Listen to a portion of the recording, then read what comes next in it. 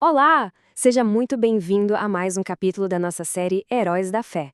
Hoje a gente vai mergulhar fundo na vida de uma mulher cuja fé foi literalmente forjada na espera e numa promessa que parecia impossível. A história de Sara. Pensa só nessa pergunta. O que acontece quando o tempo de uma promessa se esgota?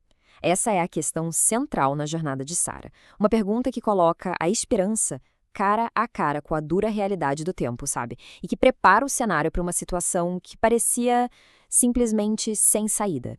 Ok, vamos parar um pouco aqui. Este versículo, ele é a chave de tudo.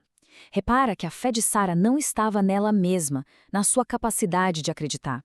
A fé dela veio da avaliação que ela fez de quem fez a promessa.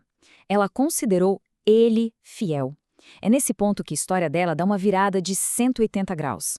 E para a gente entender a profundidade da fé que Sara alcançou, primeiro a gente precisa entender o tamanho do impossível que ela estava enfrentando. Olha só que interessante esse contraste aqui. É brutal. De um lado, a realidade diária da Sara, um corpo estéril, já muito além da idade de ter filhos. Do outro, uma promessa divina que não era só sobre ter um filho, não, era sobre se tornar a mãe de nações inteiras. Era um conflito diário entre o que ela via no espelho e o que ela ouviu de Deus.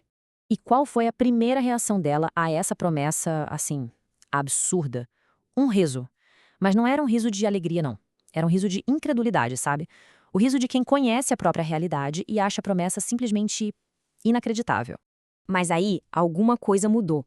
A história de Sara não é sobre o riso da dúvida, mas sobre a jornada que ela levou uma fé que vence o impossível. Vamos dar uma olhada em como essa transformação aconteceu? Então, o ponto crucial é este.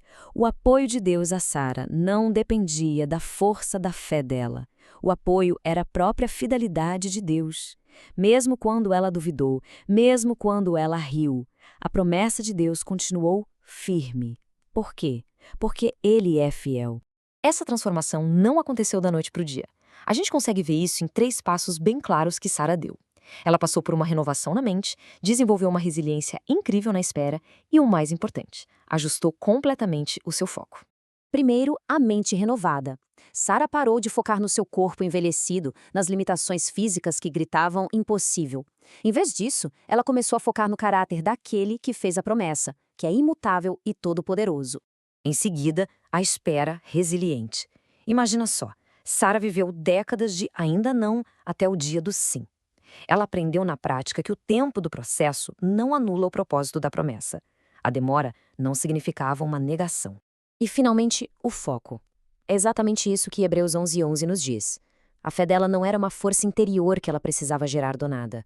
Era uma conclusão lógica. Se Deus prometeu, Ele não pode falhar. A confiança dela estava totalmente depositada na fidelidade dele. Certo, então vamos trazer essa história de milhares de anos diretamente para os nossos desafios de hoje. Porque, vamos ser sinceros, todo mundo tem áreas na vida que parecem estéreis, promessas que parecem ter passado do prazo. Como a jornada de Sara nos ensina a lidar com isso? A gente consegue tirar 3 lições muito práticas dessa história. Primeiro, não julgue o resultado final olhando só para o meio do processo. Segundo, avalie a fonte da promessa, não a sua própria capacidade. E terceiro, transforme a dúvida em um ponto de partida para uma dependência ainda maior. E isso aqui ilustra perfeitamente a principal mudança de mentalidade. É parar de se perguntar como eu vou dar conta disso e começar a perguntar quem é aquele que prometeu estar comigo. A segurança muda da nossa habilidade, que é limitada, para o caráter ilimitado de Deus. E assim, a gente chega na conclusão da história, onde o tema do riso volta de uma forma poderosa e redentora. Aquele momento de incredulidade, o riso cético de Sara. Deus não o puniu. Pelo contrário, ele o transformou no próprio nome da promessa cumprida.